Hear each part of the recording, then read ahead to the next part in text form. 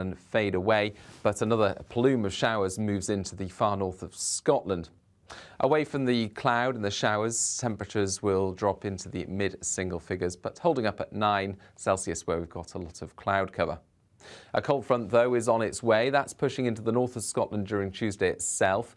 That's going to bring in much colder air for the end of the week, but we begin Tuesday generally frost-free and a lot of cloud cover, a lot of low cloud, mist and fog, particularly for central and eastern England. Now that will tend to retreat back to the North Sea, but we keep mostly grey skies, I think, in many places. And there'll be further showers for English Channel coasts, showers popping up elsewhere as well. And it's going to feel cooler, 12 to 14 Celsius in the south. Much colder there for the north of Scotland as rain and hill snow crosses central Scotland during Tuesday afternoon, followed by wintry flurries for the Northern Isles and the far north coast of Scotland. And that ushers in a real change for the second half of the week. We're going to see the cold air sink south. We're going to see in many places some further showers which will consist of rain, sleet, hail and snow, and a significant drop in temperatures.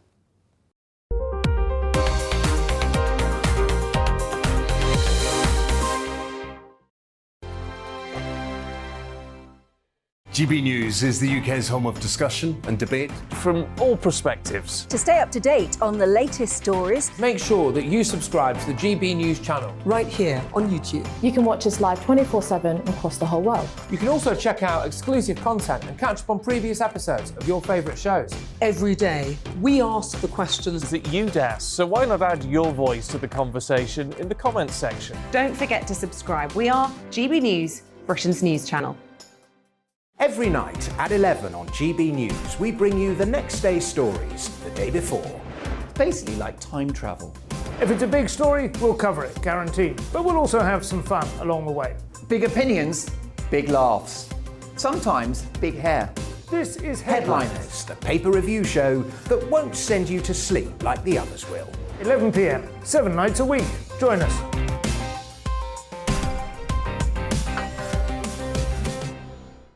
Hello there, I'm Eamon Holmes. And I'm Isabel Webster. And we hope you can join us for Breakfast with Eamon and Isabel. You make me laugh out loud, belly laugh. Is that important first thing in the morning? Yeah, absolutely. And there's me trying to be deadly serious. News is a serious business. Yeah, I have to rein you in sometimes. Well, it doesn't stop us laughing at it. It doesn't stop us having an opinion on what's going on. Yeah. And it certainly will not stop us reflecting what you think. Weekdays from 6 to 9:30 on GB News. I'm Dan Wootton. Join me Monday to Thursday from 9 to 11 for the feistiest and most fun news debate on TV, where free speech reigns. I'll bring you a sharp take on the day's biggest stories, bombshell newsmaker interviews, and A-list guests.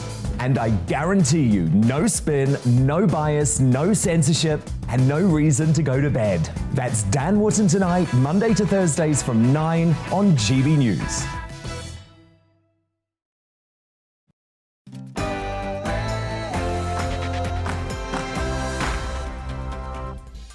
Hello and welcome to We Need to Talk About on GB News with me, Alex Phillips, where we get stuck into the big issues of the day that we need to be looking at in depth.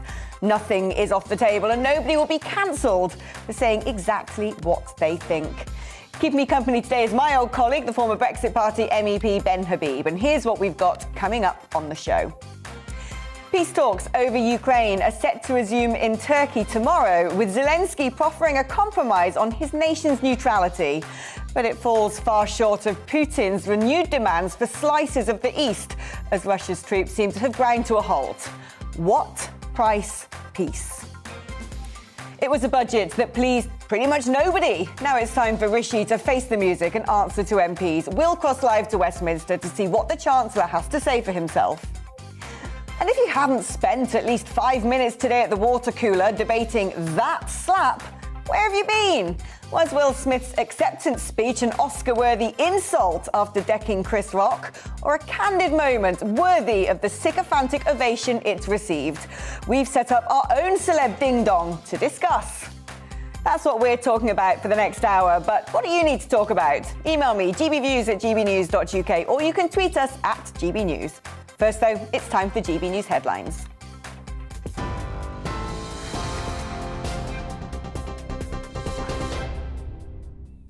Good afternoon. It's 2:02. I'm Tamsin Roberts in the GB newsroom. Ukraine says the war has cost £430 billion in damages and losses so far. Fighting continues in the southern Ukrainian city of Mariupol, with British intelligence showing Russia has gained more ground. The mayor estimates about 160,000 people are still trapped there without heating. Speaking from Kiev, Ukraine's former ambassador to the EU, Konstantin Yulysyev, told GB News his country needs more support. We need military equipment. We need anti-air equipment. We need anti-tank, weapons. Of course, we need fighter jet. This is with what we can accelerate the victory of Ukrainian armed forces. And here we count very much on you. And secondly, we expect from our partners to increase the level of sanctions. The sanctions must be devastated. Britain and Australia are joining forces to send humanitarian aid to Ukraine, with the first of 2 planes heading to Poland tomorrow. The UK has also sent a shipment of British military supplies to NATO to bolster security in the Baltic Sea. Royal Navy vessels brought vehicles and equipment to resupply the battle group in Estonia. The government has threatened to block P&O Ferries' plan to replace 800 SAT staff with agency workers. The Transport Secretary, Grant Shapps, has told the company a package of measures will be introduced so that it can't pay workers less than the minimum wage. The measures could be unveiled on Wednesday. 3 members of a drug smuggling gang have been jailed. Thomas Kavanagh, described by prosecutors as the head of the gang, was jailed for 21 years. Daniel Canning received 19 years and Gary Vickery 20 years. They'd all pleaded guilty to conspiring to import Class A and Class B drugs, as well as money laundering. Matt Horn from the National Crime Agency says the gang imported more than £30 million worth of cocaine and cannabis. We have dismantled this organised crime group. They were operating using an extensive overseas network to import drugs and firearms into the UK on an industrial scale. They thought perhaps that they were untouchable, but we've shown here that that is absolutely not the case. The trial of an alleged terrorist accused of murdering Sir David Amess has been halted. It's after 3 jurors tested positive for COVID.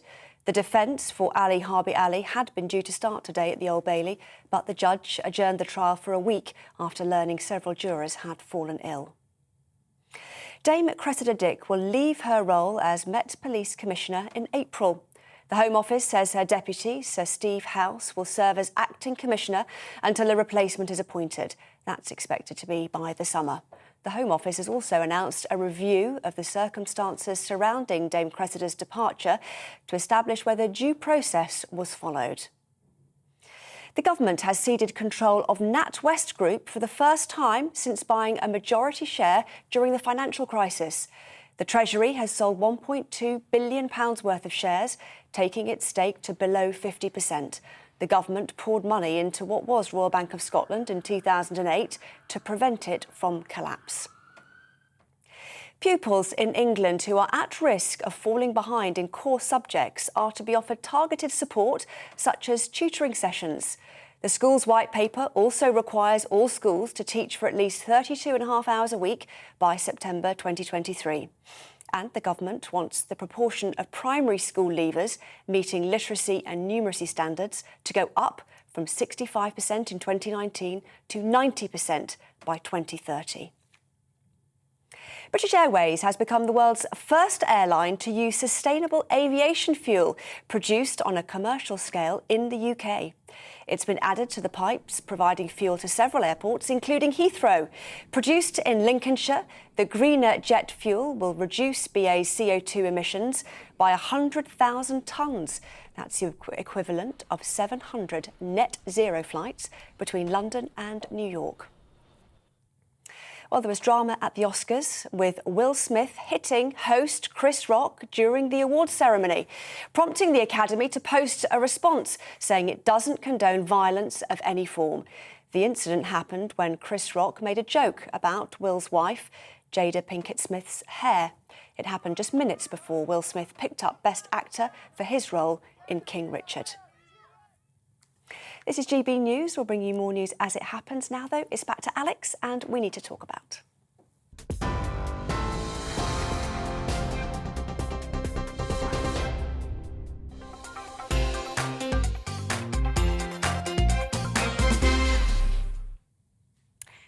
It's a sentiment the vast majority of people witnessing atrocities in Ukraine may well share. If only Putin could be deposed, the world would be a far safer place. Indeed, this is likely the covert hope of security agencies in the West, hoping sanctions flatlining the Russian economy may impel someone to rid Russia of their gangster president. So when Joe Biden openly mused at how such a tyrant could remain in power, it was a comment many might make. Ukraine will never be a victory for Russia, for free people refused to live in a world of hopelessness and darkness. We will have a different future, a brighter future, rooted in democracy and principles, hope and light, of decency and dignity, of freedom and possibilities. For God's sake, this man cannot remain in power. God bless you all, and may God defend our freedom, and may God protect our troops. But as leader of the free world, that was a diplomatic no-no. And the inevitable mopping up by other world leaders of Biden's latest senior moment has been jumped on by the Kremlin. Meanwhile, other statements are very much intended for public consumption as the world waits for Russian reaction to President Zelensky's offer of Ukrainian neutrality, while Putin's invasion seems to be grinding to a stuttering halt. But Russia has called for far more, wanting to take swathes of the east, something Ukraine's intelligence chief described as turning Ukraine into the European equivalent of North and South Korea. A concession for aggression many would find utterly unconscionable. But what price peace? Well, joining me on the show now is lawyer and Ukrainian MP Lysia Vasilenko and Ukrainian's youngest MP Yaroslav Yurash. It's delightful to be joined by you both again. I just want to put to you first, Yaroslav, whether you think that, say, a referendum on Ukrainian neutrality is the way forward and whether that is a concession that could be made. No, to be honest with you, the discussion right now does not go very far. The whole excitement about the neutrality aspect is something that we will not accept. Again, the waters wait for our territorial independence, integrity and sovereignty. An ability for Ukraine to make its own alliances is part of that sovereignty, an obvious part of that ambition that we have to be a state, to be a nation. So for us, concession on that is not quite something we can accept. To be critical of NATO, to be critical of responsible Western institutions is understandable. But again, this conversation about the neutrality as that possibility which we are going for is not serious. Again, we are waging war to have a chance to choose our future. And Lysia, do you echo those sentiments, or do you think that things are getting so ugly that something needs to be done to put an end to this horrific war? Yes, something needs to be done, and that something is getting Russia out of Ukraine and changing the way that Russia functions in principle, getting rid of Vladimir Putin as an authoritarian terrorist that tries to bring back empires from history books into the world. Then we need to reinstate Ukrainian borders to their internationally recognized form.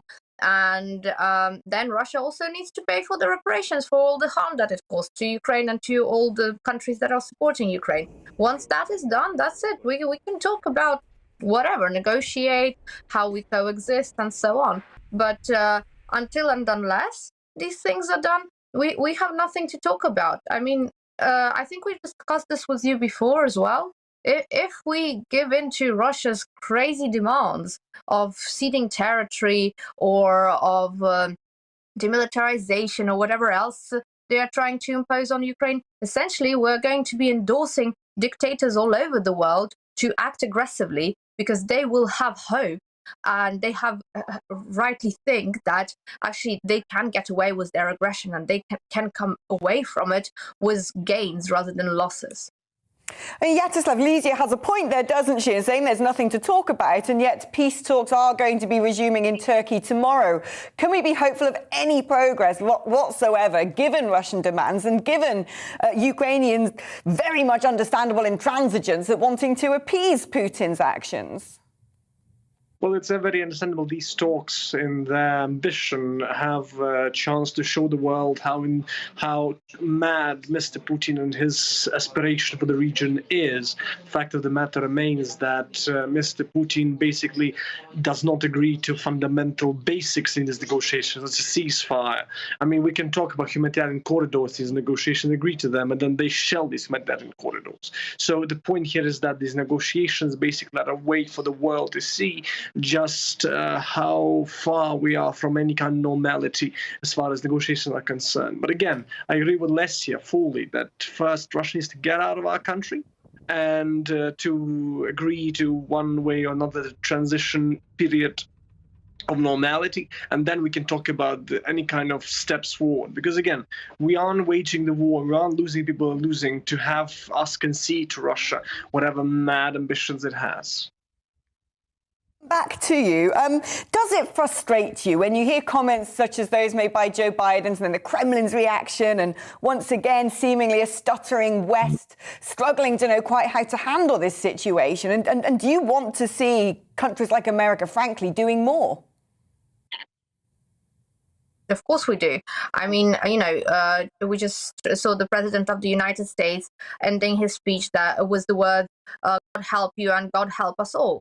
Well, no, actually, it's good to rely on higher forces out there. And trust me, we do. We pray, Ukrainians pray every day, and I'm sure the whole world prays with us, but it's not enough. At the end of the day, it's all about being here on the ground, being here ready to withstand Russia's aggression in whichever form and size it comes, being in the air and in the sea, also fighting off the Russians. And Ukrainians are fine doing it on our own as long as we have the weapons coming in, but we would be much faster and more efficient in getting rid of this plague of Russian aggression, which is proceeding across our country, but which will also be moving on across the world, if other countries would be here on the ground with us, fighting with us, and the United States being a leader of the free world as they position themselves. It's only right to expect that they should be here with us and not calling on God's help. We need the United States' help here on the ground, in the air and in the sea. And Yaroslav, is that something that you agree with? I mean, you can see why the West is extremely reticent in getting involved in the fray, worried about escalation into a continental-wide war, if not even a world war. But with each passing day that we're trying to wait for some resolution, more and more territory in Ukraine is being rebelized. What do you think a solution could be? I mean, it is sad to see how the West buys into the bluff by the Russians that they will try and escalate this way or the other. Russia is the size, economically speaking, Russia is the size of Italy. Russia's army, we see every day that as far as its ability to truly threaten the West in the way it says that it will, it cannot do that. But the point here is that it's the international world order which is at question here. Because if you can invade without consequence, the biggest country in Europe with the aim of destroying it, that will cause ripples around the world. And the point here right now is to act so the world can see that the West and its ambitions and its values and its aspirations is not just hollow talk. They are actually something the West will stand by with its awesome might, and the West has the might to put an end to it at any point it wishes. The point for us is just to remind that every chance we get, Mr. President Zelensky was very clear and very poignant in his speech to NATO, and saying that just 1% of the NATO stocks of planes and tanks would do a world of good in Ukraine. Again, if the NATO doesn't have the spine to do it themselves, give us the means to do it. Yaroslav, Lesia, it's always a pleasure speaking to you both. Thank you for taking the time to join me and speak to our audience here in the United Kingdom. Stay safe. Thank you. Bye. Well, joining me now is businessman and former Brexit Party MEP Ben Habib. They have a point when they say the West has a might, and it might make people's minds cast back to the Second World War and America's sort of late intervention, which in many respects called that war to a close. Is it about time we look at changing our strategy in NATO and say enough is enough and potentially calling Putin's bluff, or is that a huge risk? Well, it's clearly a huge risk, but I completely endorse what Licia and Zatislav were saying, that there's no point calling on God's assistance. There's no point saying that we're standing shoulder to shoulder with the Ukrainians and then actually stepping right back out of the military zone. The only way to see the aims that Licia set out, in other words, a withdrawal of Russian troops, a reinstatement of Ukraine's borders, and reparations paid by Putin. The only way that's going to happen is either if Putin is deposed by Russians himself, or if the West gets militarily involved. If we stand outside Ukraine as we are, and I'm not saying that's a bad policy, but if we stand outside Ukraine as we are, and Putin is not deposed, then there has to be a negotiated settlement along the kind of lines that you started off this program with. In other words, a division of Ukraine, a declaration of neutrality. You have to then negotiate with the beast being Putin, of course, in this case. And you have to give him some of his demands in order to get peace. To get what Licia wants, you really have to be prepared to go to all-out war with Russia. But this is the difficulty. I mean, so far the UK has done fairly well, I would argue, in sending supplies, resources, money, tanks, missiles to Ukraine. But quite a few other NATO members have been found wanting. Yeah, and, we're fighting a proxy war again, aren't we, Alex? We've seen this in the last, all my life. We go abroad, we fund up locals to fight. We did it in Afghanistan in the 1980s. We did it in Vietnam to start with until we got engaged ourselves. We've had a semi-proxy war in Afghanistan. We've had troops on the ground, of course, ourselves, but we've recruited locals to take the battle on for us. And then we've washed our hands and exited Iraq, Syria. I mean, Syria is a classic example. We cajoled the people to rise up against Assad, and then we weren't there to pick up the pieces. We did the same in Kurdistan. In the early 90s, we whipped up a feeling of revolution. We gave the Kurds encouragement that we would be there if they rose up against Saddam, and then we weren't there.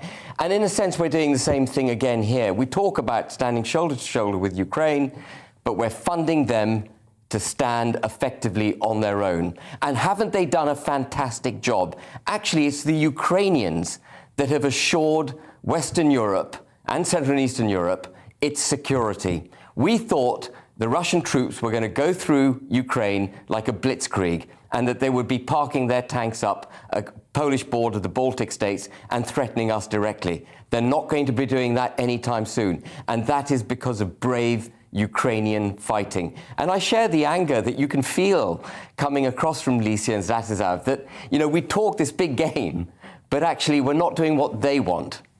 Yeah. Thank you, Ben. You are with GB News on TV and radio. We are back after a short break when I'll be asking if Will Smith should have his acting Oscar revoked for that slap. First, though, it's time for the weather forecast. Hello again, I'm Aidan McGibbon. We've started the day with some dense fog in places. That's now clearing. Then it's another dry day for many, but it's a lot more cloud in the sky for some and a few showers developing. Showers already starting to form across parts of southern Scotland and northern England. One or two possible for Northern Ireland later, as well as the southern part of England. Just the odd shower here, but cloudier skies for southern England and this cloudy zone for central and southern parts of Scotland into northern England as well. Where we've got some sunshine remaining though, 15 or 16 Celsius, still feeling warm, still above average for the time of year. Heading into the evening, though, we'll see an area of more organised rain or showers push into southern counties of England. The showers across northern England, southern Scotland, Northern Ireland fade away, but another plume of showers moves into the far north of Scotland. Away from the cloud and the showers, temperatures will drop into the mid-single figures, but holding up at 9 Celsius where we've got a lot of cloud cover. A cold front, though, is on its way. That's pushing into the north of Scotland during Tuesday itself. That's going to bring in much colder air for the end of the week. But we begin Tuesday generally frost-free and a lot of cloud cover, a lot of low cloud, mist and fog, particularly for central and eastern England. Now, that will tend to retreat back to the North Sea, but we keep mostly grey skies, I think, in many places. And there'll be further showers for English Channel coast, showers popping up elsewhere as well. And it's going to feel cooler, 12 to 14 Celsius in the south. Much colder there for the north of Scotland as rain and hill snow crosses central Scotland during Tuesday afternoon, followed by wintry flurries for the Northern Isles and the far north coast of Scotland. And that ushers in a real change for the second half of the week. We're going to see the cold air sink south. We're going to see in many places some further showers which will consist of rain, sleet, hail and snow, and a significant drop in temperatures.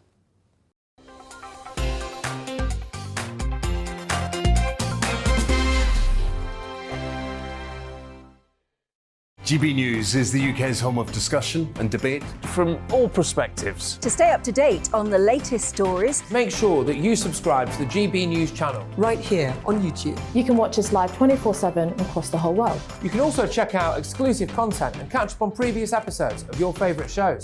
Every day, we ask the questions that you'd ask, so why not add your voice to the conversation in the comments section? Don't forget to subscribe. We are GB News, Britain's news channel. Every night at 11 on GB News, we bring you the next day's stories the day before. It's basically like time travel. If it's a big story, we'll cover it, guaranteed. But we'll also have some fun along the way. Big opinions, big laughs. Sometimes big hair. This is Headliners, the paper review show that won't send you to sleep like the others will. 11 p.m, 7 nights a week. Join us.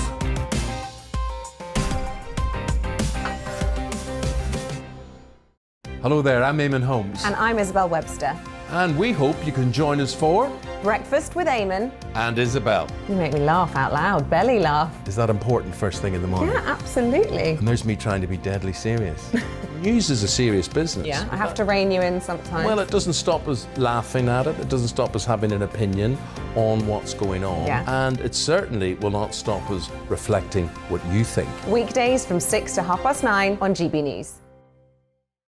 I'm Dan Wootton. Join me Monday to Thursday from 9 to 11 for the feistiest and most fun news debate on TV, where free speech reigns. I'll bring you a sharp take on the day's biggest stories, bombshell newsmaker interviews, and A-list guests.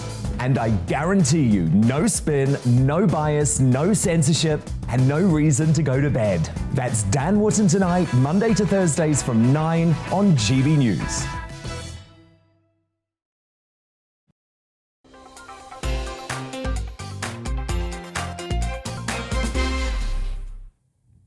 If you haven't seen it or debated it yet today, where have you been? The internet meme machine is in overdrive over that wallop. 1 minute, Will Smith was beaming along to Chris Rock's jibe at his wife until perhaps he saw the set of Jada's face and decided to take matters into his own hands. Jada, I love you.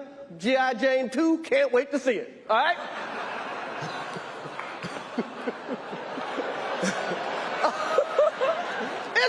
That was a nice one. Okay. I'm out here. Richard. Oh, wow. Wow. Will Smith just smacked the out of me. Well, the audible gasps of the hammy thespian audience that followed the slap made an Oscars moment that will be remembered for years. But in a hall of actors, how can you tell what's contrived? Was that tearful acceptance speech as Smith was still awarded Best Actor award touching vulnerability, deserving of the standing ovation it got? Or did the rows of right-on lovies get lost in which wokery was appropriate? I'm joined now by anti-racism activist and social commentator Iman Ayton and Brendan O'Neill, chief political writer at Spiked. Iman, let's start with you. What did you make of it all?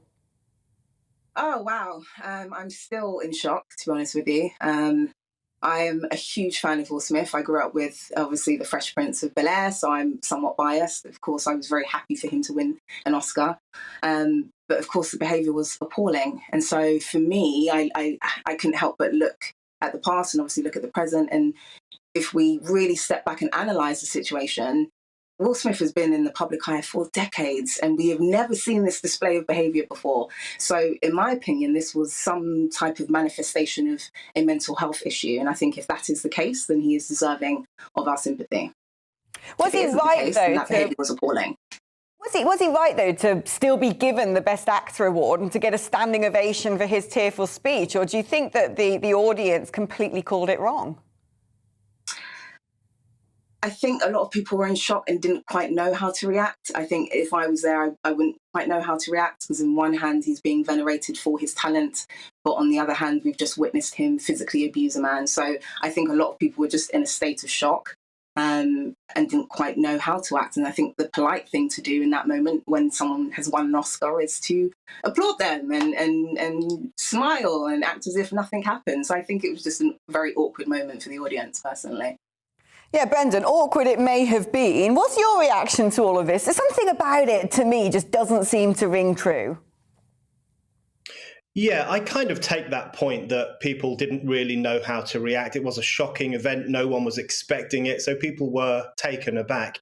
But I also think there is a staggering element of hypocrisy in relation to this. You know, the Hollywood elites have been going on for years about the necessity of black representation, which I agree with, and the problem of anti-black violence. And then last night, they gave an enthusiastic standing ovation to a man who moments earlier had assaulted a black man for the crime of telling a joke. So there's a horrible amount of hypocrisy here, and they do come off like, you know, quite pathetic moral charlatans when they make these grand statements about the importance of having more black people in acting and in public life in general. And then they applaud this man who assaulted Chris Rock just for doing what Chris Rock always does, which is tell jokes that are close to the bone. So a lot of hypocrisy among the woke set, I think. I think the response might have been different if it was, say, Tom Cruise who'd planted a slap on Chris Rock. I think it might have been, and this is one of the problems with identity politics, and which is why I think anti-racists, I think all of us should be anti-racist, of course. I think anti-racists should be against identity politics because it does judge people by the color of their skin. And I think one of the reasons there is sympathy today for Will Smith is because of the color of his skin. And I'm very worried that identitarianism, what passes for progressive politics today, often holds black men in particular to a lower moral standard than white men. And I find that really, really offensive as someone who thinks that all men and all people are capable of controlling themselves and capable of being decent citizens. I think it's really wrong to hold Will Smith to a different standard than we would have held Tom Cruise unquestionably if he had walked onto stage and thumped Chris Rock. Iman, do you agree with that? Do you think there's sort of a racial element to this, or is it just bad behaviour based on an individual's actions? I actually do agree with you to an extent. I do think there is a certain level of hypocrisy, but that is purely due to the fact that black people have waited for this moment. I think there's only 5 people that have won an Oscar. I mean, I'm not entirely sure if that's accurate, but there hasn't been this huge kind of plethora of black people that have taken home this award. So I think a lot of people are really grateful to see times like this where there is change and where black people are being given that moment to be venerated and to be applauded. So it's this weird balancing act, and this is why we might see the hypocrisy, because it's a fine line. We have to find that balance between holding people to account but also making sure that black people continue to be venerated for the things that they do within society. So yes, I agree there is a certain level of hypocrisy, but I also think a lot of people will judge him based on this or based on his previous actions. Like I said, this one moment is not necessarily in line with his previous behaviour, and I think that's another reason why he may be let off to a certain extent, because it just isn't in line. He has this wholesome energy and this kind of charisma, and he's inspiring and wise, and he's a very, very, very good man and very talented man as far as I'm concerned. And I think a lot of people feel that way towards him, and that's probably why they didn't necessarily want to jump down the kind of route of let's counsel this gentleman in this moment, because this particular moment does not represent him and his talent and his career. This is one kind of moment of madness, and in my opinion, like I said, I think it is due to some sort of mental health issues, whether it be anxiety or stress. He even alluded to that in his speech when he accepted his Oscar. I think half of it was due to being awarded an Oscar and half of it was due to realising that this was a really terrible moment in time, despite the fact that he had reached the pinnacle of his career. So yeah, I think there's many dynamics going on here. Yeah, briefly, Brenda, I'm going to come back for the last answer from you. Do you think there's any possibility here that the whole thing was contrived, or is that sort of, a conspiracy theory too far? A lot of people have been saying that on my Instagram page today. I think it's a bit of a conspiracy theory. I don't think everything is contrived or set up. I think it was a real moment. I agree, actually, that Will Smith is a wholesome character. I think he's a good person. He's definitely a good actor. I remember when I was young, he was often held up as the juxtaposition to gangster rap. We all preferred gangster rap, but he was held up as the kind of more wholesome version of rap. So he's always had that reputation. So it is out of character. I don't think we should cancel him. We should give him the benefit of the doubt. But it's the interpretation of these events in the public discussion through the identity lens, through the masculinity lens, and what that tells us about politics. That's the stuff that's worrying me at the moment. Fascinating debate. Thank you both for coming on. Brendan O'Neill, Inaman Aiton.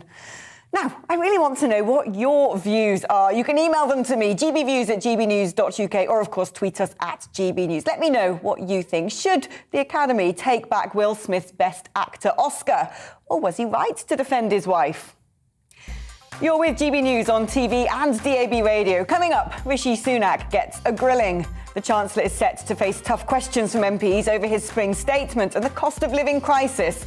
We'll be crossing live to Westminster. But first, it's time for a check on the news headlines.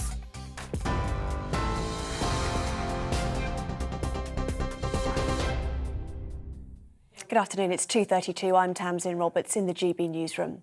Ukraine says the war has cost the country £430 billion in damages and losses so far. Fighting continues in the southern city of Mariupol, with British intelligence showing Russia has gained more ground. The mayor says they're on the verge of a humanitarian catastrophe, estimating about 160,000 people are trapped in the city without heating. The Transport Secretary has told P&O Ferries he plans to block attempts to pay workers less than the minimum wage. In a letter to the Chief Executive, Grant Shapps said the company still has the opportunity to offer sacked workers their jobs back on previous terms. An Irish businessman has been jailed for 21 years for drug smuggling. Thomas Kavanagh was arrested at Birmingham Airport in January 2019. He's been described by prosecutors as the head of an organised crime gang. He pleaded guilty to conspiring to import Class A and Class B drugs, as well as money laundering. The Sir David Amess murder trial has been delayed for a week after 3 jurors tested positive for COVID. The defence case for Ali Harbi Ali had been due to start today. He's accused of stabbing the MP to death in October last year. He denies murder and preparing acts of terrorism. British Airways has become the world's first airline to use sustainable aviation fuel produced on a commercial scale in the UK. Produced in Lincolnshire, it's been added to the pipes, providing fuel to several airports, including Heathrow. TV, online and DAB Plus radio, this is GB News. In a moment, it's back to Alex and we need to talk about.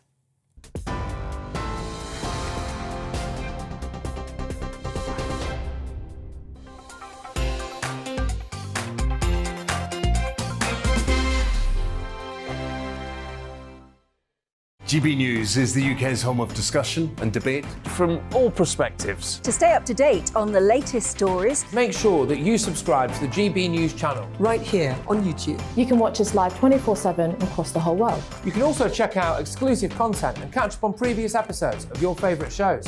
Every day, we ask the questions that you'd ask, so why not add your voice to the conversation in the comments section? Don't forget to subscribe. We are GB News, Britain's news channel.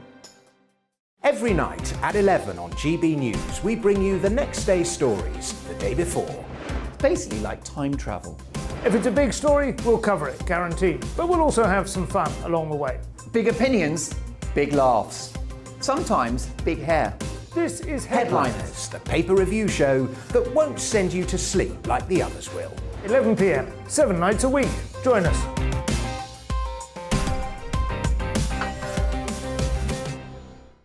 Hello there, I'm Eamon Holmes. And I'm Isabel Webster. And we hope you can join us for Breakfast with Eamon and Isabel. You make me laugh out loud, belly laugh. Is that important first thing in the morning? Yeah, absolutely. And there's me trying to be deadly serious. News is a serious business. Yeah, I have to rein you in sometimes. Well, it doesn't stop us laughing at it. It doesn't stop us having an opinion on what's going on. Yeah. And it certainly will not stop us reflecting what you think. Weekdays from 6 to 9:30 on GB News. I'm Dan Wootton. Join me Monday to Thursday from 9 to 11 for the feistiest and most fun news debate on TV, where free speech reigns. I'll bring you a sharp take on the day's biggest stories, bombshell newsmaker interviews, and A-list guests. And I guarantee you, no spin, no bias, no censorship, and no reason to go to bed. That's Dan Wootton Tonight, Monday to Thursdays from 9 on GB News.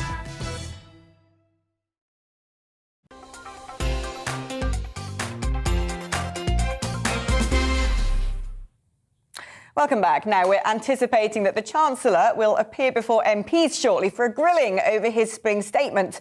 But while we're waiting for that, it's been teased out for months that the giant's migraine, that is the Northern Ireland Protocol, could be swept away by triggering Article 16, the legal device enabling either the UK or the EU to bin the border down the Irish Sea, negotiated as part of the UK's withdrawal agreement, if there are reasonable grounds to do so. It's been the big Brexit blight for Boris, with neither side prepared to compromise on where and how checks on goods should take place since Northern Ireland left the EU's single market and customs union. Well, Attorney General Suella Braverman has been privately pushing for the UK to invoke the last resort paragraph, suggesting she sees legal grounds to do so. It's a move guaranteed to upset the EU, but delight Tories, and no doubt invoke an inevitable outcry of reneging on an international treaty. But is it time to call Brussels bluff? Well, my studio guest today is former Brexit Party MEP Ben Habib. He's still with me, and he knows a lot about the Northern Ireland Protocol. Now, you would have been saying for months this thing needs to just be scrapped. Where are you at now? Well, I think the debate, sadly, has moved on from Article 16. But just to put Article 16 into context, it's actually a safeguarding measure within the protocol. So what Article 16 allows the British government to do is to suspend parts of the protocol or all of it if it judges that protocol to be damaging the interests of Northern Ireland. Now, about 9 months ago, the government had legal advice that they had the right to invoke Article 16, and they've sat on their hands. And anger, in the meantime, in Northern Ireland has risen and risen. And during the last 9 months, we've also had the adjudication of my court case that I brought with some other people against the government over judicial review of the protocol. And what that court case has determined is that the Prime Minister, legally, but the Prime Minister has removed the right of consent from the Northern Irish people that was granted to them in the Belfast Agreement in order to get that protocol foisted onto Northern Ireland. In other words, the very foundations of the peace deal in 1998 have been removed in order to foist the protocol onto Northern Ireland. And I was in Ballymoney on Friday night. That's what I do on a Friday night, campaigning for the removal of this protocol. And what was quite interesting for me was that I was alongside Sir Geoffrey Donaldson, Baroness Hoey, Jim Allister, who's head of the Traditional Union of Voice, and a campaigner called Jamie Bryson. Everyone is now no longer calling for the protocol to go. They're calling for the Belfast Agreement either to be dramatically reformed or for the Belfast Agreement itself to go. And I have great sympathy with that position because, you know, if you cast your mind back to 1998, the IRA were beaten. We had them on the run. The only reason they came to the table to negotiate the Belfast Agreement was because they were beaten. And instead of prosecuting that victory, Tony Blair rewarded the IRA by forgiving terrorists, and the next minute you know they're in government. And from a unionist perspective, what they've seen is the pursuit, the relentless pursuit of our armed forces, you know, having done their job for Queen and country, not receiving the kind of amnesty that these terrorists who have been welcomed into our midst received. And the reason peace has endured in Northern Ireland is because of unionist sympathy with the United Kingdom, and that has been tested too far. Ben, thank you. Well, we are now going to go live to the Treasury Select Committee, where Chancellor of the Exchequer, Rishi Sunak, is being questioned about the spring statement. Expected, I think, around further interventions that you might have to come forward with, thinking about energy costs as we go in towards the autumn.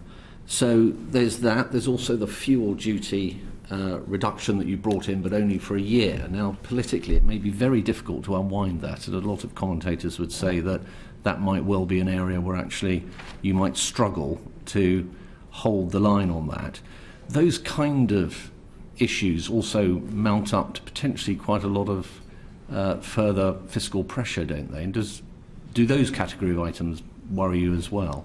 Yes, you're right, they do. On fuel duty, the current forecasts assume that fuel duty continues to be uprated by inflation every year. If that was not possible, that's probably, I think we think about $1 billion plus in the target year. And again, if it was not possible to increase fuel duty or the temporary reduction for that to not end and become permanent, that would again be another £2.5 billion.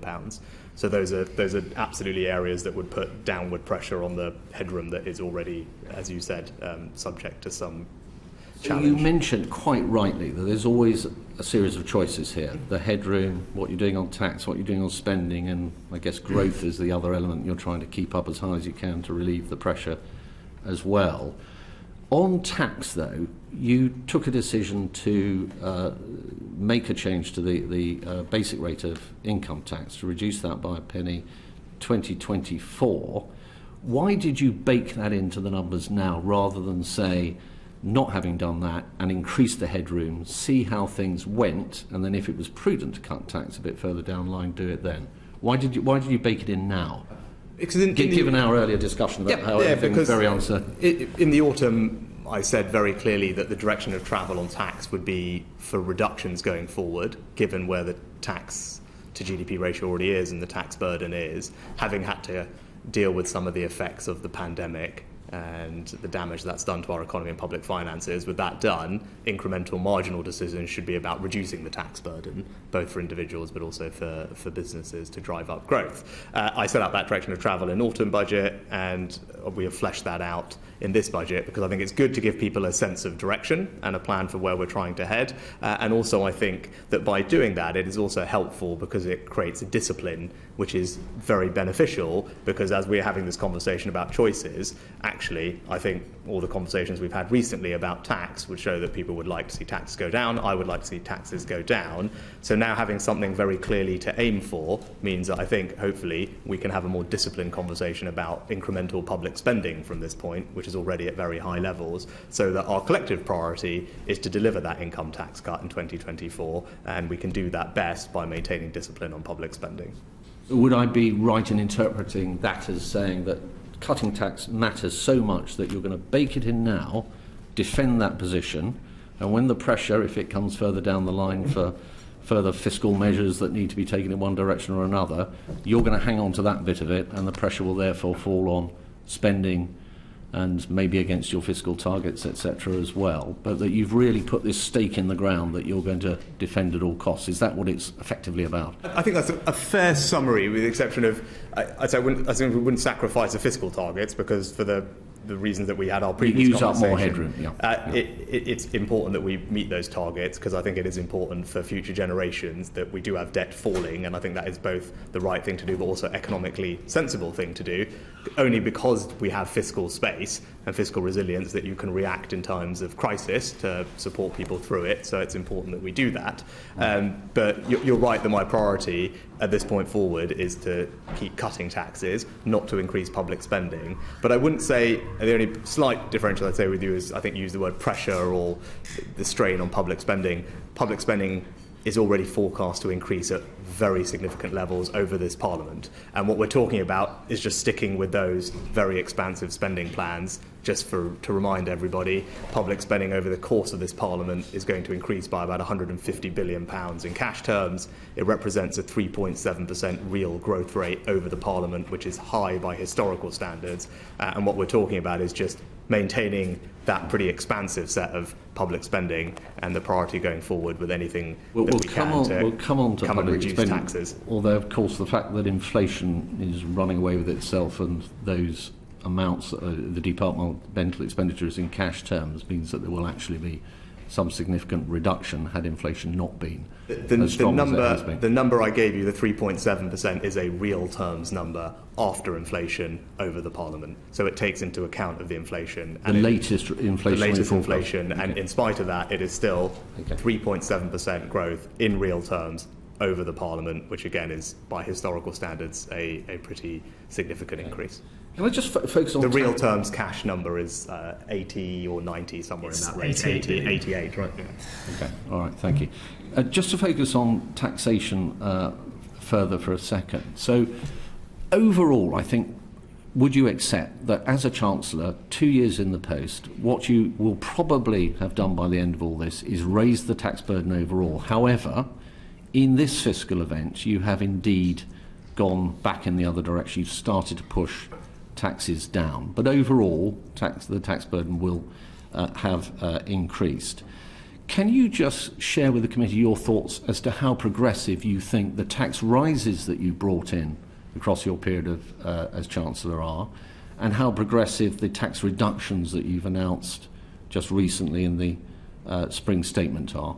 Because there's been concern on the committee, and I think there's genuinely a variety of views on this, as to whether this has been all done in a fair way on the tax front, or whether it's not been helpful enough to those who have been hardest up. Yep, happy to do that. So in terms of the overall tax burden, you're right, it is forecast to rise, and I think the important thing there is to think about what's the right baseline to compare it to. And yes, is it forecast to rise to 2019? Yes, it is, but that was before we got hit by a pandemic and the biggest economic shock in 350 years, borrowing that spiralled up to World War II levels. So I think to ignore what's happening, to ignore that when thinking about the tax burden is not really fair or an apples-to-apples comparison. The reason the tax burden is rising very simply is because public spending is also rising as a percentage of GDP. So yes, tax to GDP is forecast to be at relatively high levels. So is public spending forecast as a percentage of GDP. Are you worried about the level of public spending? Well, let's finish the question on tax first. Forecast to be very high as a percentage of GDP by historic standards. And I think most people would kind of get, yes, we have to raise the money to pay for the things that the government is spending on, right? So it's unsurprising that those two things move together. You can't talk about one without talking about the other. Unless you think the answer is that we should just borrow lots and lots and lots and lots. But as you said already, the headroom we have is not very much and could easily be wiped out. So I don't think that is the responsible thing to do. I really don't. So that's why we're in this situation. So we're continuing to invest significantly in public services. We have not gone down the route of austerity to square this circle, right? We had expansive plans to invest in levelling up and public services. We got hit by a pandemic that shrunk the size of the economy, and then we had a choice. Right. Then we had a choice, and the choice was, well, should we do austerity and scale back considerably on all those investments in the NHS, in police officers, policing, on levelling up and transport infrastructure, social care, etc., or do we need to raise the money to pay for them? And we've chosen the latter route. So that's in the scheme of what's going on with the tax burden. That's the story of it, right? It's linked to the pandemic and an expansive set of public spending plans and a desire to, as I said, get our borrowing back to a responsible level and debt to be falling again in a couple of years' time. Now, in terms of the individual measures and whether they're fair and progressive, I am very confident that they are. If you look at the two measures that were announced and legislated for in 2021 spring budget, which are the two measures that largely solve the problem of coronavirus on our public finances, one was a rise in the corporation tax rate. So large companies that are profitable will pay more in corporation tax. 70% of companies will be exempted from that change. Their corporation tax rate will stay the same, but the largest, most successful companies will pay more, but still at a rate that is internationally very competitive, lowest in the G7, fourth or fifth lowest in the G20. I'm keen to stick to how progressive these are. That was one measure. The other measure in that budget was freezing the income tax personal allowances, which was widely recommended by a range of different people as being a progressive way to raise money. Just by nature of the income tax system, which is progressive, obviously freezing thresholds raises more money from those on higher incomes. It also does so in a way that supports the recovery because it builds over time. And of course, people are not cash losers from that because it's about a threshold increase rather than taking cash out of people's pockets. So those two measures, I think, are progressive. They were described as such. And as I said, large profitable businesses and a progressive way to raise money over time. Now that's that. Now then, in terms of the health and social care levy, there are three ways you could have raised that amount of money sustainably, in my view. One's VAT, one's national insurance, and one's income tax. There are, I think of those three, the VAT is the least progressive, so the choice is left between income tax and national insurance, and people will have their view as to which one of those would have been the better base for the levy. I think we've already had that debate here and we went through it, and there are reasons why income tax is progressive, potentially more progressive than national insurance, but there are other downsides of income tax as well, which we discussed last time, not least that it's not a UK-wide tax in the same way anymore. Businesses don't contribute to it directly in the same way, and there's no history in this country of operational or other hypothecation of that tax to the health service the way there is with national insurance. Anyway, but I think no one can say that national insurance is not a progressive way to raise that money. Top 15% of NICS payers will contribute over half the revenues from that levy. It was described by IFS, Andrew Dilnott, many others, as a progressive way to raise the money. So I think the way we've raised the money has been very progressive. And in terms of the tax cuts, if you look at what we announced last week, a raise to the national insurance personal threshold to £12,500, £12,570, was again described when it was announced in the campaign as the best way to help low and middle earners through the tax system. So that's what the Institute of Fiscal Studies said, and that's because obviously it is a flat rate, £360, disproportionately benefits those on low and middle incomes. So I do believe that was the most progressive way to reward work through the tax system and cut taxes on working people. And I'm not, so do I think the tax cuts we're doing are progressive? Yes, I do. We started there. Oh, actually, we started back in October by cutting the taper rate in universal credit very significantly, from 63% to 55%. That's a £2 billion tax cut, improvement in the generosity of universal credit. That disproportionately benefits those on the absolute lowest incomes in a universal credit. You think universal credit is generous? Hold on, can I? So I'm sure we'll come to other members, but so Chair, in terms of those are the two personal tax cuts that we've announced in October and just now. I do believe they're progressive, and that's the reason. All right, Dan. I was just going to say, and obviously we published our normal distributional analysis, which shows that the decisions taken since 2019 will by 2014, where we'll be at the end of the Parliament, which shows that the impact of tax is progressive as a percentage of net income by decile. So, okay. For what it's worth, personally, I would probably accept most of that, but if we pick up on your point about the taper rate, so the taper rate, you're right, if you're in work and on UC, that's quite a valuable boost to your income. But if you're not in work and you're on UC or other benefits, what was it in the statement that you've just delivered that, if I'm in that situation, gives me any cause for hope when it comes to the cost of living crisis? I think, first of all, for those on UC, it's important to remember that I think close to 2/3 either are or can work. Right, so the vast majority of people on UC are in that category. So they will benefit not just from the taper rate, but from the increase in the national living wage and the considerable support on the spending side that we are providing to help people get the skills they need to find their first job or a new job that pays them more. So there's an enormous amount of spending going on, a 26% real increase over this Parliament in skills spending, £3.8 billion annually, and that is going to all help those people as well. So that's the vast majority of people will benefit from all those interventions. And then for those that can't, there are a range of different things. The Household Support Fund, which we announced an extra £500 million for. Very small in the context of the total amount involved here. It's targeted support to those who need it most. That comes on top of the significant energy support package that was announced in February to take effect just in a couple of weeks. Can I stop you just for 1 second, Chancellor? Can I just stop for 1 second? So when we had the OBR in just now, we asked them about how much it would cost, for example, to uprate benefits by the rate of inflation rather than pegging it to the number back in September? Yeah, it would be about, over the scorecard period, it would be about £25 billion. Yeah, so they gave a figure of 11 billion, which I guess is probably in the... Yeah, so over the scorecard period, it would be £25 billion. Yeah, so your 500 million, although it is, you're right, targeted, and it's useful in that sense, and part of the art here is to keep trying to target, and I know it's got rough edges and it's difficult, and I totally accept that.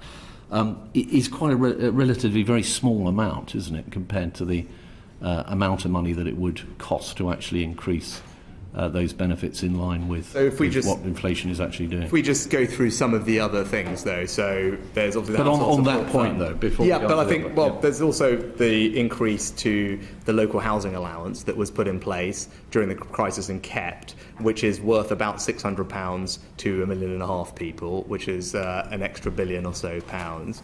This year there's £670 million to help about 3 million people with their council tax payments already in place, and the energy package is disproportionately beneficial to those on the lowest incomes or not in work as a percentage of their So there are various budgets. things going on, but we can't really get away from the fact that if you're out of work and in benefits, there was very little really in the spring statement, particularly when you take into account the number that you've just shared with us and what the OBR told us earlier about the cost of that uprating overall, and in the context of the £500 million that's been set aside for the household hardship fund or whatever it's called. Which is what we've done previously as well, and it's support that is well targeted to local authorities, knowing who the most vulnerable families are in their areas. But as a general point about if someone's view is that government can or should make everybody whole for inflation, particularly inflation at these levels caused by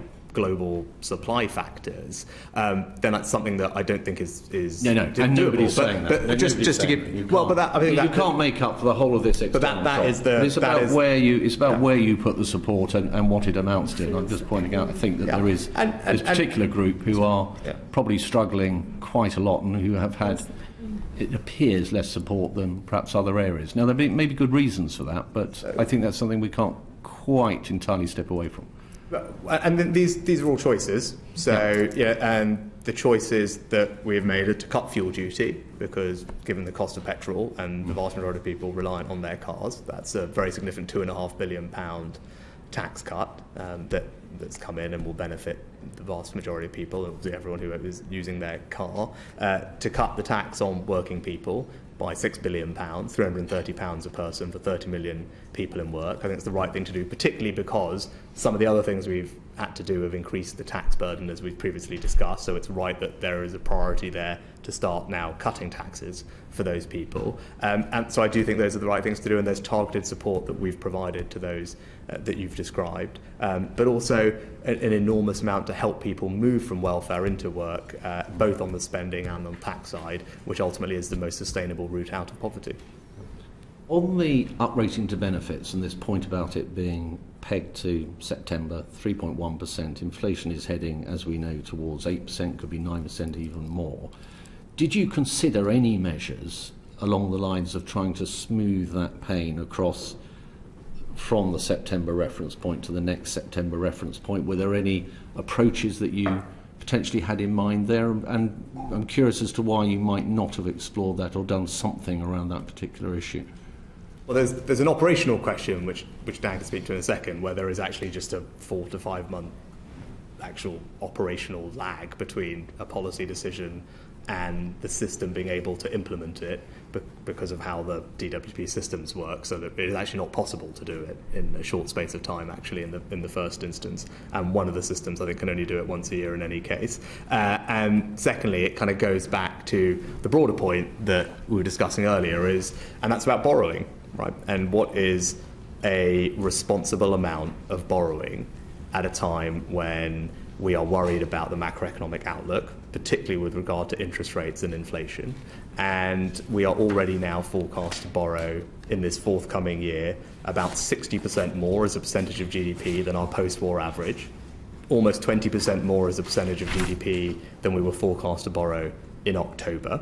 So it's already a significant amount of borrowing, and my job is to make the right long-term decisions, and my view is that an excessive amount of borrowing now is not the responsible thing to do. It's not the responsible thing to do, both for the short term, because it may risk actually stoking inflation even further, which is going to harm all the people that we're trying to help if we actually make the situation worse. And over time, having an irresponsible approach to borrowing and debt continuing to go up is not the right long-term Nobody thing would for advocate an irresponsible for the country. approach to borrowing, and you've anchored your answer on borrowing. But taxation is the other balancing act here. You chose to lower taxes. You chose to make You're the move talking on about income two tax. different things. In You're talking order about 2022. But you, so you're right that there's a choice. You could have put more relief into that out of work benefits. You're absolutely right. Through So in taking this a different path on taxation, in this not forthcoming on year, borrowing. absolutely right. In this forthcoming year, we made a choice to cut taxes on working people. 30 million people in work will benefit from the increase in personal tax thresholds, disproportionately those on lower middle incomes.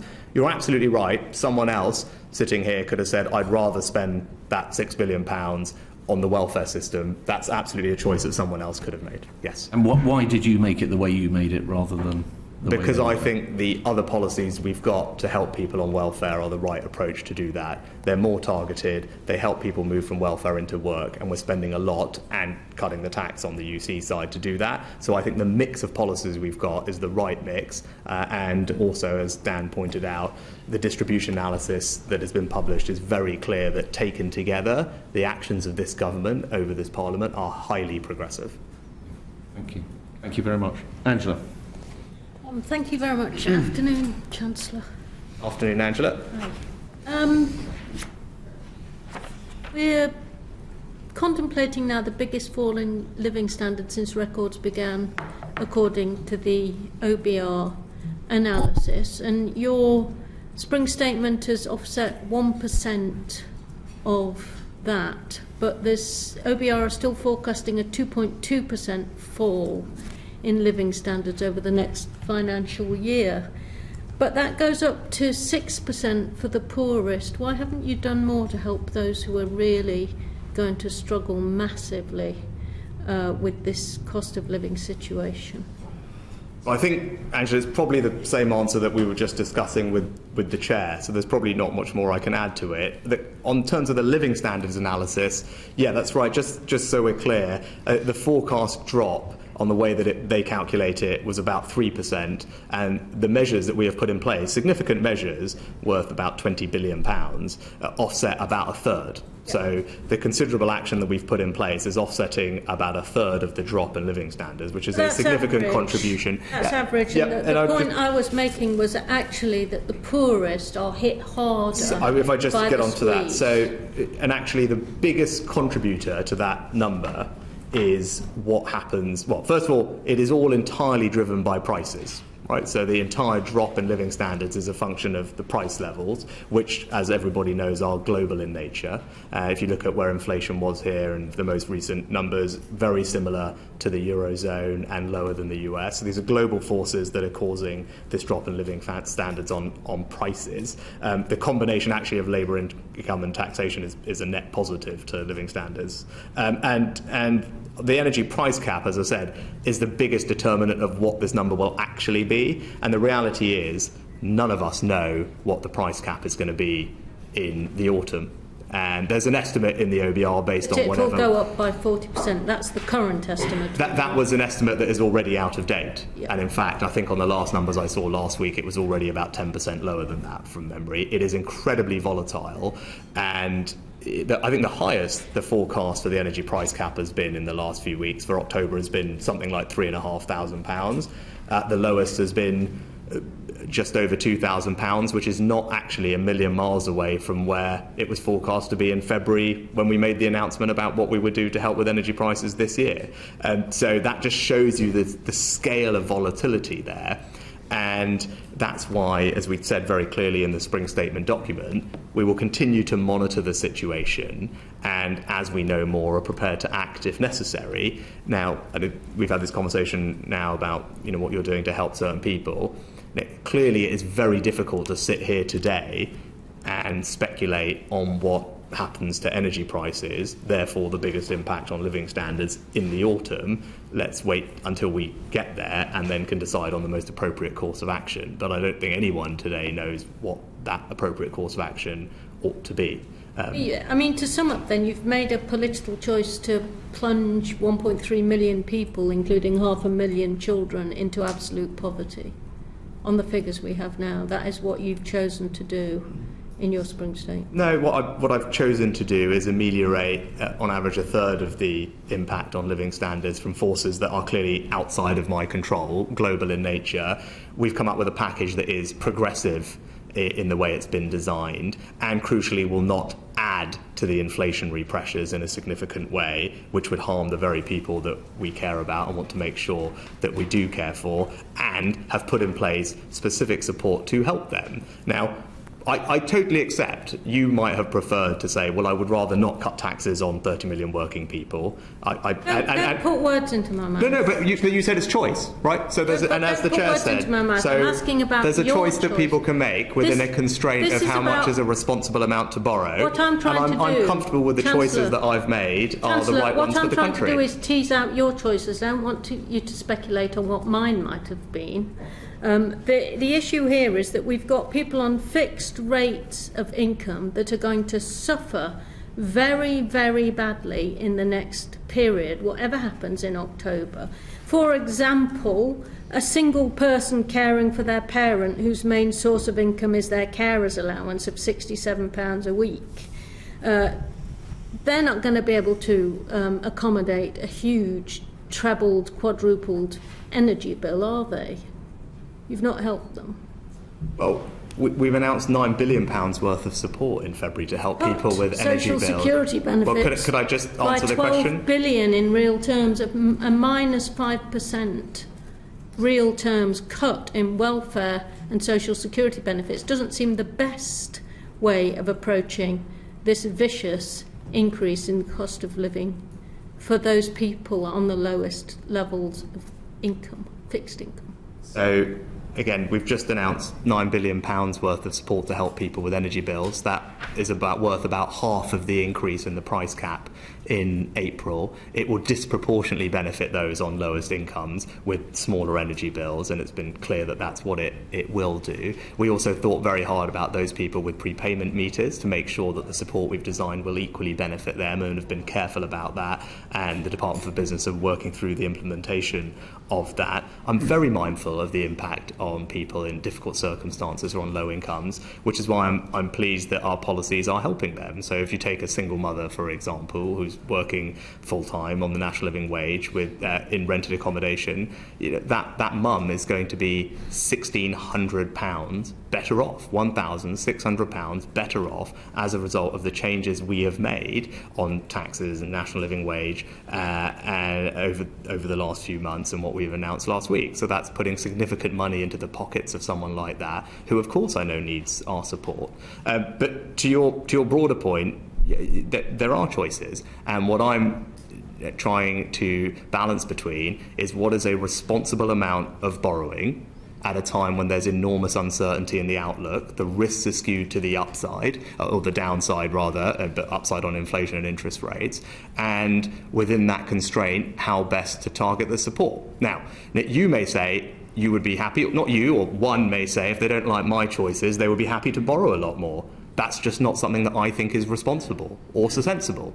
I think it has the risk of stoking inflationary pressure, and I don't think it's the right long-term thing to do for the country. I think we need to be responsible with borrowing. I think we need to be getting debt down and borrowing under control. So that provides for me a constraint as to what is possible, and then there's a choice about where to target that support. And I appreciate people may have wanted to do more on welfare, less to cut taxes to people in work. Other people may have chosen to borrow lots more. Those are not the choices that I would be comfortable with. You've increased taxes for people in work. 7 out of 8 of those people who are in work are having a higher tax burden this year, and the tax burden is higher at the end of what you've done.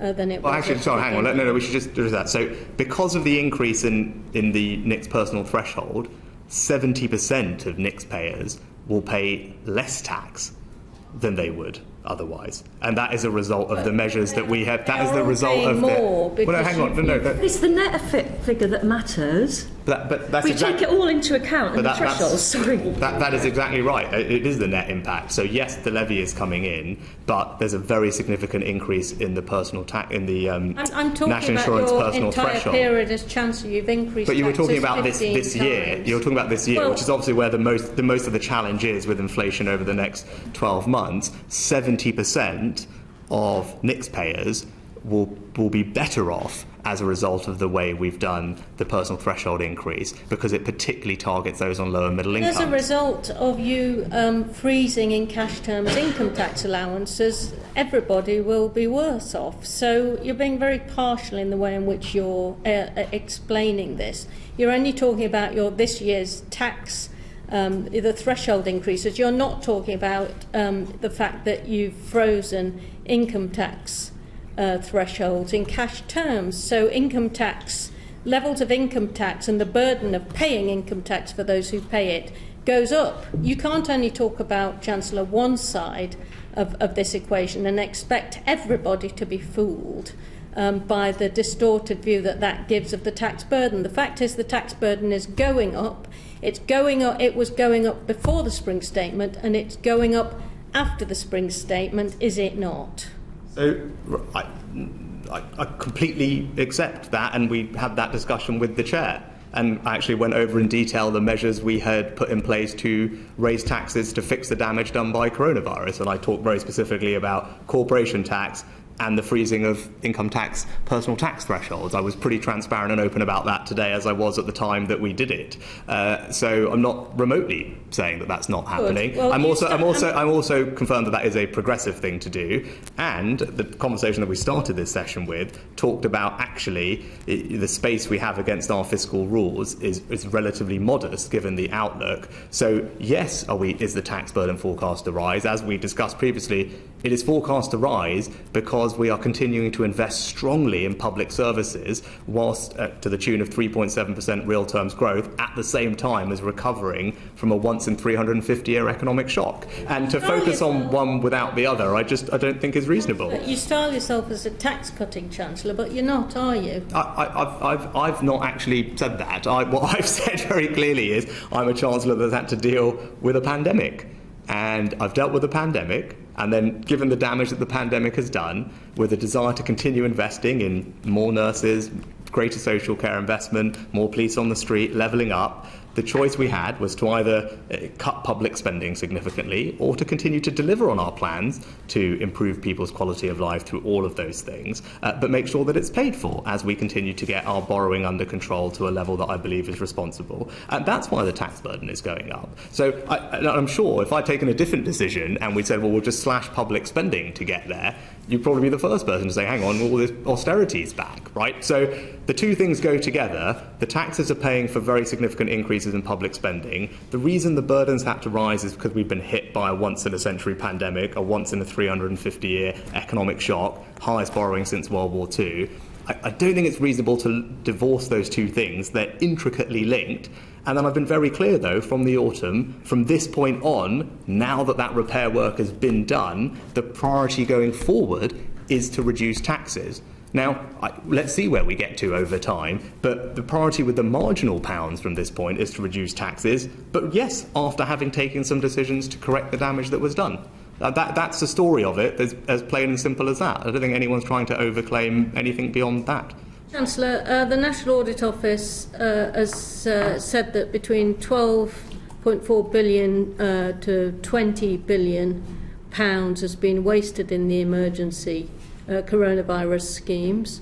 The Treasury has no knowledge of or little in the way of the consequences of fraud to our economy and society. That's a fair comment, isn't it?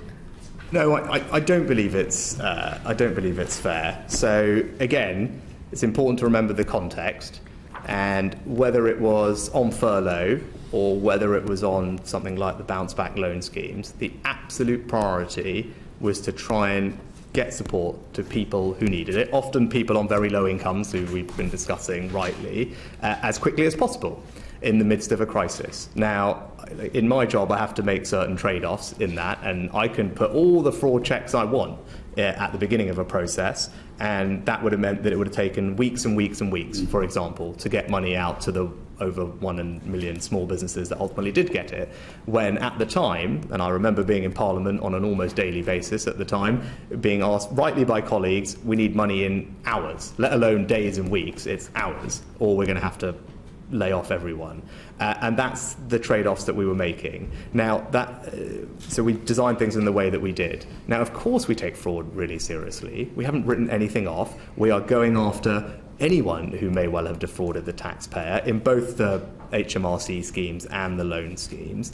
We invest, and we started taking action on this over a year ago by investing extra money, £100 million into HMRC to hire an extra 1,200 people to do this, the Taxpayer Protection Task Force. Therefore, they've already recovered £500 million and a forecast to recover at least another billion or so plus.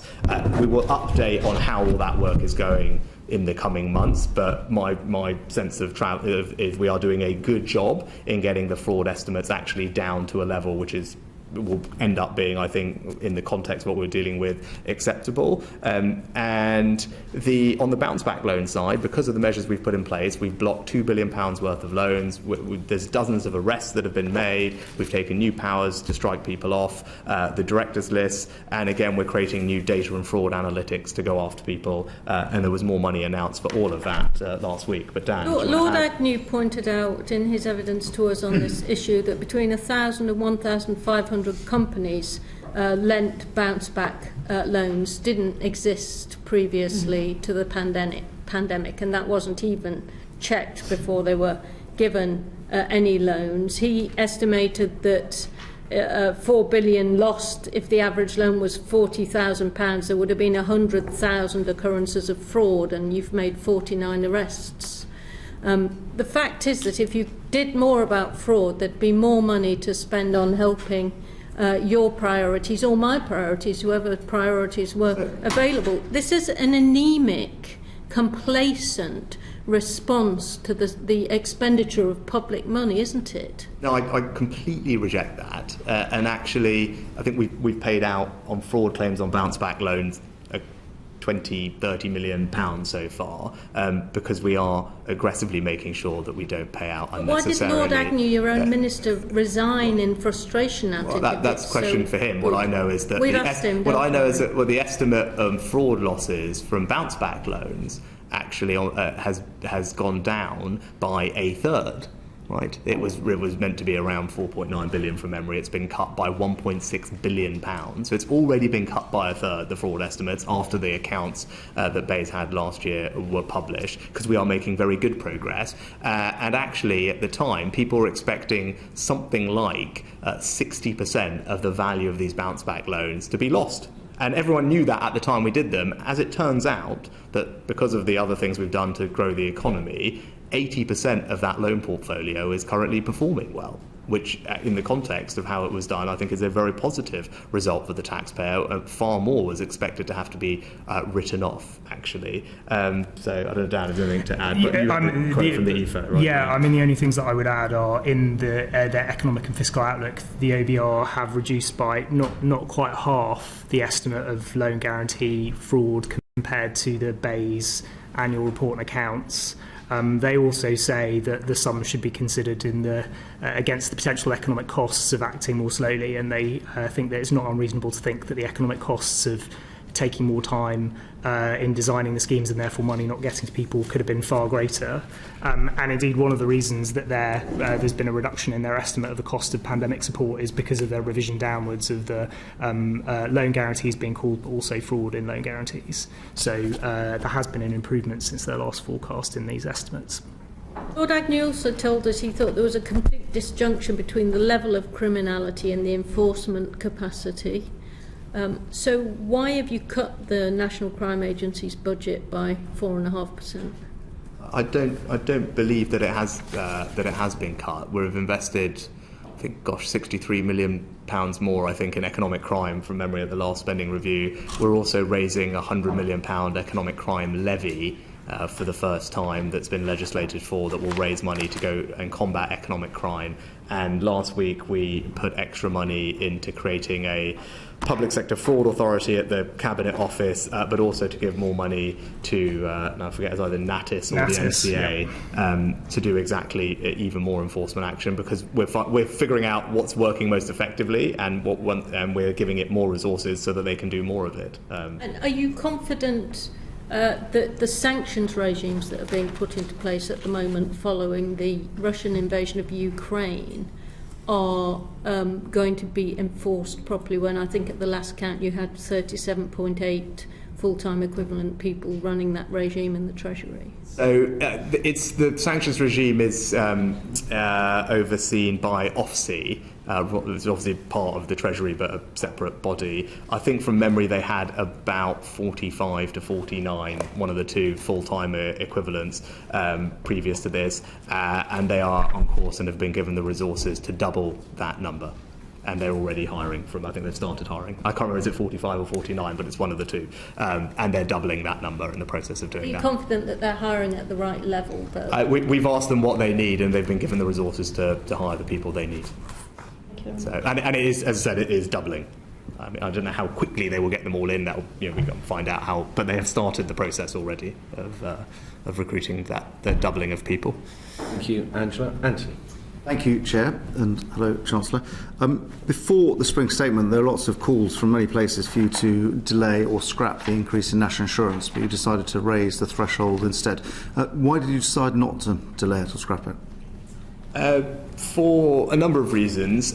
First of all, I think it's right that the country's number one priority, which is the NHS and social care alongside it, has a dedicated source of funding so that we can be confident about its future and make sure that it has the funding it needs, not just today to deal with an unprecedented backlog, which I think everyone wants to see addressed, but also over time as the demographic pressures, particularly on the social care side, rise. And one of the lessons from the pandemic is we wanted to invest more in social care. So I think it's right that for the first time there is this dedicated funding stream. People can be reassured that every penny of this new levy will go to the thing that they care most about, and I think that is a good thing. We have a history of doing that through the NIC system, which we've already discussed, but it is also a very progressive way to fund the health service. As we've discussed, the top 15% of taxpayers account for over half the revenue raised. So, if you're looking for an answer to, and then so the second, I think it's the right thing in and of its own terms. And secondly, if you were saying, well, how best do I help with the cost of living? Should I scrap that? As we've been discussing, given it is so progressive, the majority of the benefit of scrapping it would accrue to the top 15% of taxpayers, whereas what we've done by raising the thresholds, the national insurance thresholds, by such a considerable amount, is hugely beneficial for those on low and middle incomes, ensuring that 70% of taxpayers or NICS payers are actually better off with the combination of those things. So actually I think what we've done is much more progressive and will alleviate some of the strain that people are feeling on their household budgets at the moment in a way that scrapping that levy wouldn't have done that, and I don't think for the long term would have been good, because we want to have a good source of funding for the thing we care most about. When you raised the threshold, you made the point that you're raising exactly to the personal threshold for income tax, £12,570, and I think you quoted the Centre for Policy Studies, the universal working income. Why is it so important that those two thresholds are at the same level? Is that a new policy going forwards? Well, it was a manifesto commitment that the government made and the Prime Minister announced in the election campaign, so it's nice to be able to fulfil it. And the reason it was there is it's because two things. One, it is a very progressive way to reward work, make sure that work pays, cutting taxes on working people, but doing so in a way that disproportionately benefits lower middle incomes. But also it represents a simplification of the tax system in a sense, because we had a situation where unearned income was, or earned income rather, was being taxed before unearned income because of the misalignment of those thresholds, and this is a simplification of the system. So now it's just easier for people to understand. For the first £12,570 that I earn, I won't pay a penny of national insurance or income tax. You mentioned just now, but obviously that many times previously, that the increase in national insurance, the health and social care levy, is hypothecated for the NHS and social care. you've now reduced the threshold, which will mean less income. Does that mean there'll be less money for health and social care? And for a couple of reasons. Firstly, we've set those budgets, and they are the budgets. So the health and so the NHS and social care will receive the budgets that they were given at the spending review, and all the fluctuations up or down, and the levy revenue over the short term will be absorbed more generally. But then more specifically, actually, the vast majority of the levy revenue was raised above the £12,500 level, so it's just a few £100 million, about 600 million from memory, that was raised below, and that is essentially broadly offset by a slight increase in the forecast revenues from the levy in general. So in general there isn't a massive change, but even if there was, there is not a penny less going to the health and social care system. So in what way is it actually hypothecated? If the budget's already set, then it doesn't... Well, it's hypothecated, and then we set a budget based on that. But I don't think it would be right for the NHS and social care budgets to be cut in the middle of a period if, for whatever reason, the levy revenue came in lower. But over time, it is a hypothecated revenue stream. But I think for public policy and planning purposes, it's right that you'll have periods where it's set, and then they can be adjusted at the next spending review cycle. Obviously, you're trying to... The aim of the spring statement is to help people with cost of living crisis, and if you've got a certain amount of money to do that with, you can either cut energy costs to reduce that, or increase household disposable income by cutting taxes or giving rebates on council tax or energy bills. Why have you decided to strike the balance where you are? Do you think it's better to help people have increase household incomes, disposable incomes, or to reduce energy bills? Because the risk of reducing energy bills, obviously, is that you encourage people to burn more energy. Yes, I think there's different ways to do it. I think it's right that we have a targeted response to there's one specific factor which is causing the bulk of the increase in people's costs, and that is energy bills. So I think it's probably reasonable that there's a very clear policy response to that. Arguably, you could do it in different ways. I think having a direct response to that is sensible, and we've set out our way to do that. £9 billion, which will help lots of people with about £350, about half the increase. And then more generally, to help with pressures, we've, as I said, cut fuel duty and made sure that we cut the tax on working people. But is there a risk if you cut energy costs, I'm thinking about the VAT on fuel as well, that actually you demand would be higher than it otherwise would be, and that will lead to energy prices being a bit higher? We have some analysis on that. On the fuel duty side, I think they broadly washed because of the increase in wholesale fuel prices. So I don't think there was going to be a significant increase there. And on energy bills, in the short term, there's a degree to which people don't have an enormous amount of flexibility, right? There's obviously some flexibility and people can adjust their consumption a bit, but the big savings come from installing things like energy efficiency measures in your home, which can save quite considerable amounts over time, £300 a year. But in the short term, it's felt that there's not a huge amount you can do about your immediate energy bill within, other than making some short-term adjustments in how much you need. And obviously weather, which is outside of all of our control. Okay, that's all my questions. Thanks, Anthony. Alison, please. Thank you, Chair. And moving on to energy bills, Chancellor. For many people up and down the country, there is no option really to put solar panels on their houses. They can barely afford to heat their homes and keep the lights on as it is. So could you tell me exactly how your Heat Now, Pay Later scheme will work for people on prepayment meters? So let me take both things actually, Alison. So for prepayment meters, about 60% of them from memory we can do through direct debit, and it works automatically, so they'll get the benefit automatically. And for the remainder, there's a range of different things that we can do. One is by providing what's called, I think, a smart access code, which is provided to a number of retailers which they would go to use to get their top up, or in the extremist, you can do direct checks or vouchers to their home. These are the same things that that we used when this was last done in about 2011 from memory, and it's something that we put a lot of thought into, and BEIS are currently in the process of working with energy suppliers to make sure that all those people do benefit from it. And with regard to your broader point on energy saving materials, you're right, not lots of people can't afford solar panels, although the VAT measure we've put in place will help, for a lot of people that obviously will not be suitable. But I think what we're doing for those people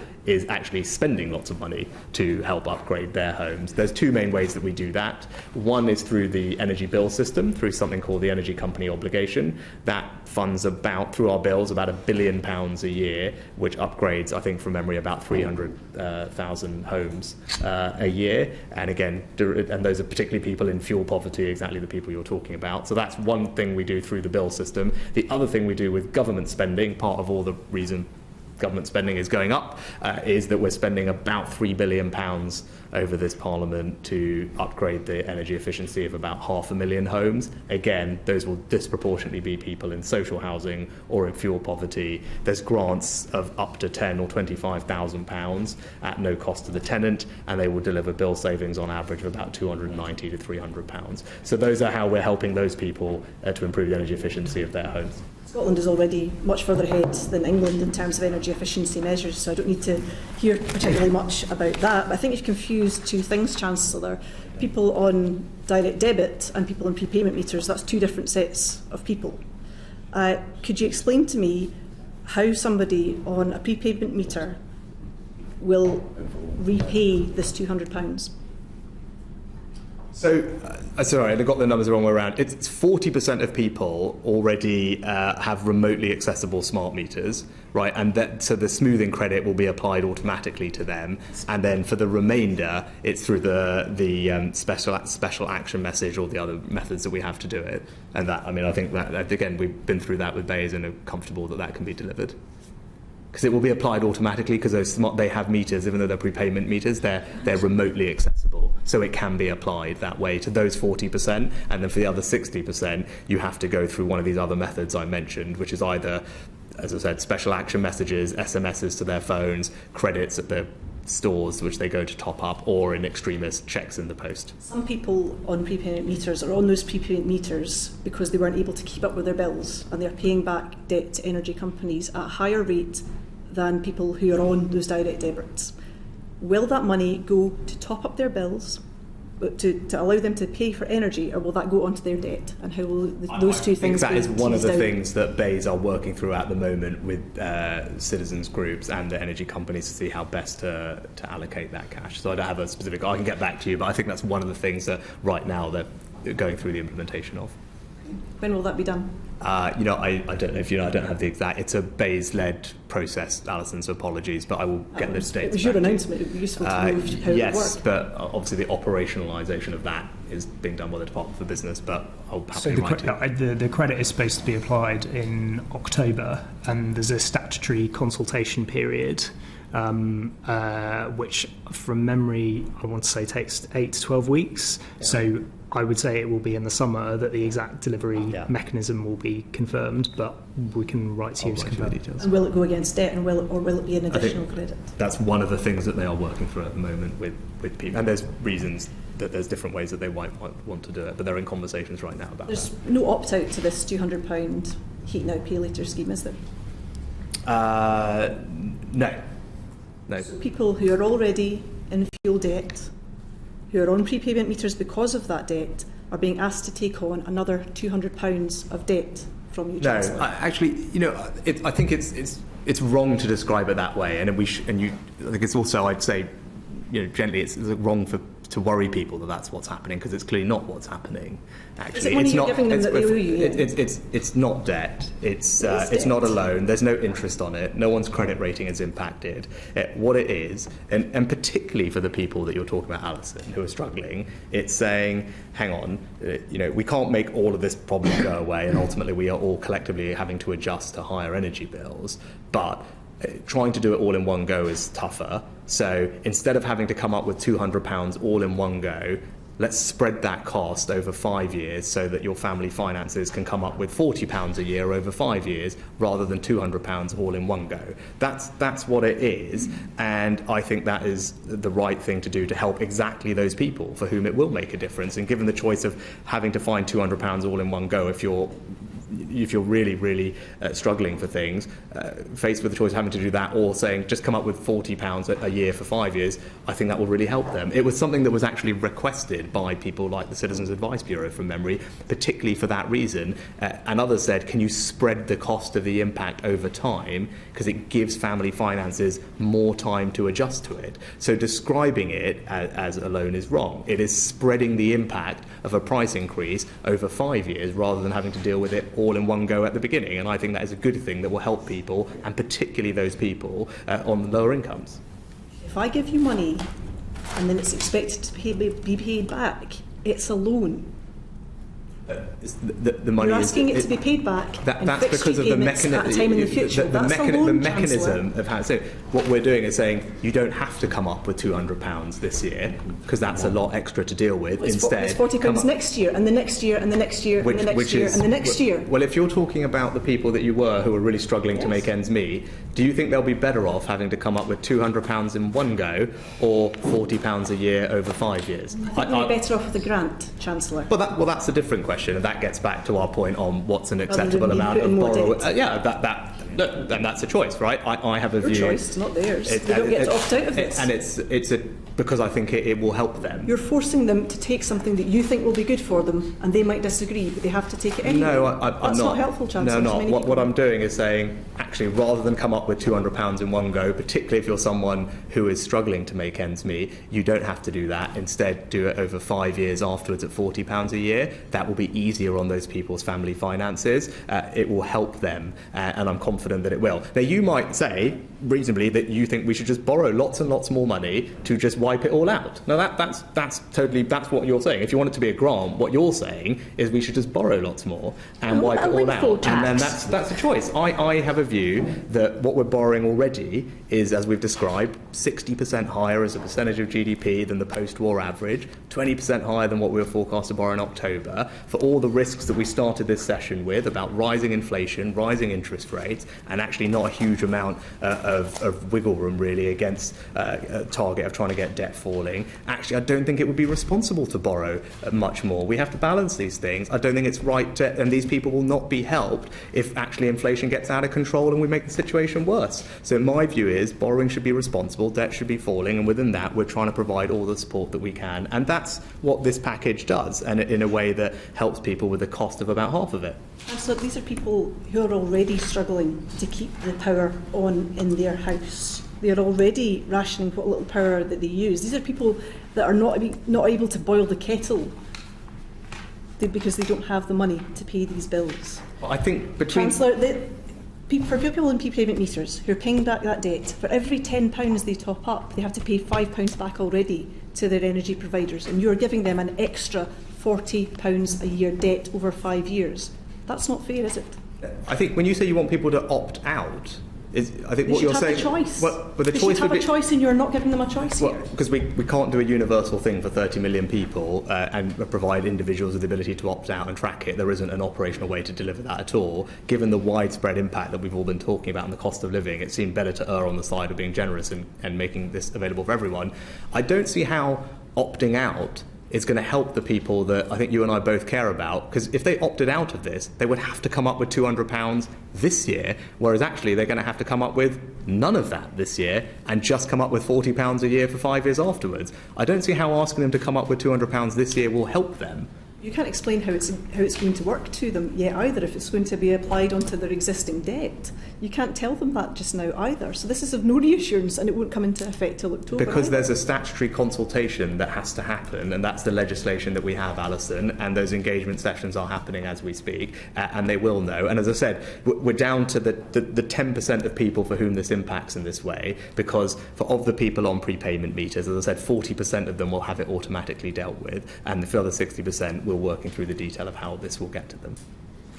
National Energy Actions say, based on evidence of previous schemes... That was the Chancellor, Rishi Sunak, having a pretty tough time there in front of the Treasury Select Committee in Parliament, having to go over many of the details of the spring statements about the help, as we've just been hearing there, that he was providing with people in regards to extra money when it comes to energy bills later this year. Downing Street making it effectively clear that they want to see more done in the months ahead, though the Chancellor seemed to suggest nothing would happen until later in the autumn when that threshold, that cap on energy bills would be reviewed again. Also questions about tax, that national insurance rise due next month, the changes on income tax thresholds as well. Questions, tough questions, not just from the opposition parties, but also, it must be said, from many of his own side as well. Let's bring in our political correspondent, Tom Harwood, who is outside